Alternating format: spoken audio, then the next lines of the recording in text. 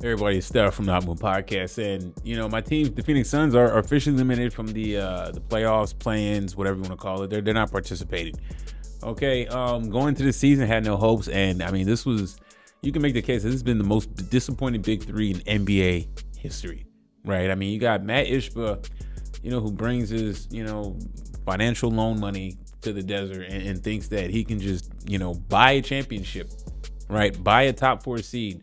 No, that's not how it works. You can't fast track your way in the NBA as a new owner. Matt Ishbia is getting crushed in the wallet for this. Okay, then you bring in Mike Budenholzer. Okay, like what the hell is Mike Budenholzer supposed to do with this when he doesn't really have a full roster? Okay, he's expected to make magic with these 3 guys. I mean, I'm not putting this on Mike Budenholzer, but I mean, what do you expect him to do when he doesn't have really much rotational players to play? And you got this bum Bradley Beal who misses games. I mean, he only played 52 games this year.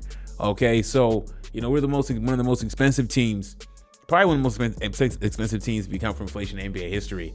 And to get swept last year, and then to get swept by the Wolves last year, I don't know if we even won a game. I don't recall, but whatever. Basically, gentlemen's sweep, swept, whatever it was. Okay, then to come into this season with expectations, of doing way better than you did last year. Okay, and Bradley Beal is hurt nonstop again. The same thing. This has been going on for 2 years now with Bradley Beal. 2 seasons now. Okay, we know what he is. He's a broken up player. This is the last big contract that he's getting. So, he can ride off to the sunset, whatever. I mean, he doesn't want to waive his no trade clause. He needs to consider that. Devin Booker, I mean, brother, you gotta start speaking up. Okay, I mean, you're there till 2028, 2029 or something like that. You gotta ask for you gotta put pressure on the front office or ask for a trade. I love Devin Booker, but we need pieces to rebuild. Kevin Durant, you know what, man? Listen, man. Towards the end of the season, there was a few weeks ago. There was a conversation of Kevin Durant. Is he a top 10 player? Man, top 10 scorer in NBA history, sure. Kevin Durant has proven that he can't lead a team. He can't. Kevin Durant his game has never evolved. Okay, he's a phenomenal scorer. That's it. Okay, when I remember when Kevin Durant is long and done with the NBA and he's retired. I mean, for me, I'm just like, hey, great scorer, bucket getter. He took a shortcut to his championships, and after post Golden State, with the Golden State Warriors and post Golden State Warriors, nothing to show for outside of toeing the line against the Milwaukee Bucks in the Eastern Conference semis. Okay, that's it. So everybody's talking about Kevin Durant. Yeah, Kevin Durant can help a team in terms of point total. That's it. Okay, that's all he can do at this point. I mean, he'll be 37 going into next season. Okay, if you need Kevin Durant to score, sure. But I mean, is there a bunch of teams lined up to trade a haul, knowing how much of a financial hell we're in these next tax aprons coming up with all 3 of these guys? It's going to be absolutely abysmal. Absolutely abysmal. I mean, we have to blow this thing up. Management's stubborn. Okay, I mean, well, you know what? They tried. Kevin Durant. The players were stubborn. Beal and Durant were stubborn. Okay, Kevin Durant didn't want to go get traded. He got upset. He got upset with us that we were gonna offer him to the Warriors, right? And I don't care what he'd done with the Warriors. Just be gone so we can get some draft picks back. I mean, he got upset. He got upset over that. And it's like we tried. The front office did try after making multiple blunders and trading with so many draft picks. Okay, look, people been talking about Devin Booker to Houston Rockets. Do the Rockets want him? Do we get some picks back from him? I don't know. The financial health of this team is done. And this is an absolute travesty. I can't put this too much on Mike Budenholzer considering what he's been given to work with. And it's crazy considering that, you got 3 guys making $50+ million collected, basically over $50 million each on average, right? I think Booker's like 49, the other guys over 50. You know what I'm saying? Like, I mean, you can only do with so much coaching. And when one of these guys are missing, is detrimental. You know what I'm saying? Like the era of the big 3, if it's not homegrown, is done. And the Suns are a classic case of that.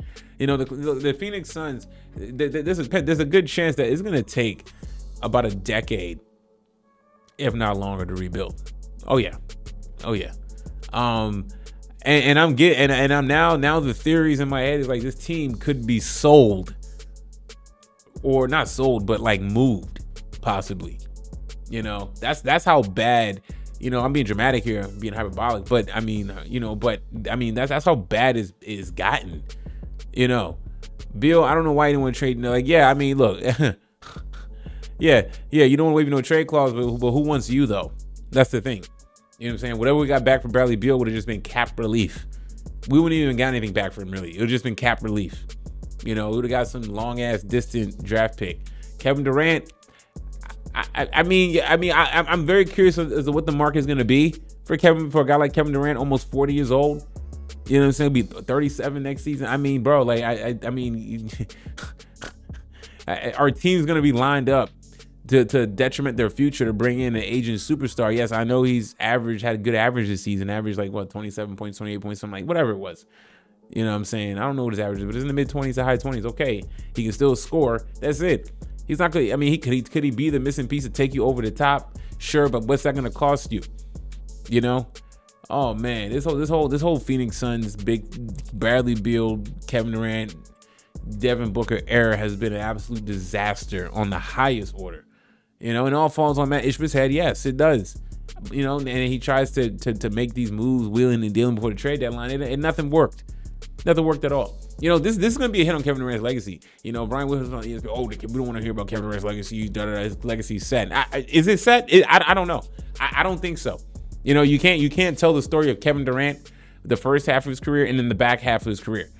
Okay, and I don't want to hear, there's plenty of players where you're like, yeah, the back half of the career, they're not where they were, but they weren't to the level of Kevin Durant and still being a key scorer in the NBA, a top scorer in the NBA. You know what I'm saying? Kevin Durant, he just, with all this mentality, I just want to hoop. Okay, then fine. Then just hoop. You know what I'm saying? This offseason is going to be crazy in terms of I feel like we may move Booker before Kevin Durant. It's like Kevin Durant likes Phoenix. He likes living in Arizona. He likes Scottsdale, all these areas already, whatever. You know what I'm saying? Man, I mean, I don't know. I don't get urgency with Kevin Durant. He's just laid back, chilling, get his $50 million a year and gets his 20 plus points a game. Right? This game never evolved. Okay, his game never, he's not a force multiplier is what people like to say in terms of making people around him better. In terms of the pantheon of great players, it's like your game is so dominant that it leads teams, or you're so dominant that, and then you're also able to evolve in other skill sets, in other areas, other facets of your game. Yeah, Kevin Durant has a bag in terms of scoring, but I mean his scoring, his scoring doesn't impact winning as it used to. You know what I'm saying? I mean, this Suns team is almost headed to be defunct from the NBA, man. That's how upset I am. And I'm losing words right now because it's like, how do you have a team making this much money? I mean, this is the bulk of the responsibility is definitely on all three of these three stooges over here, and then, but the bulk of it collectively, but in that bulk between the three of them though, Bradley Beal owns a lot of this stuff.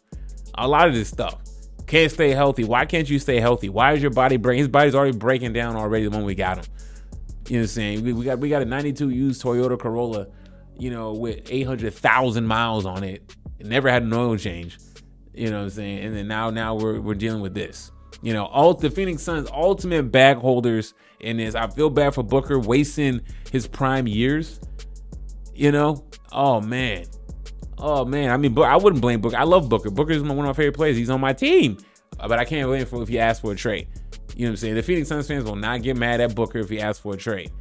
Okay, Kevin Durant wanted to come from Brooklyn here.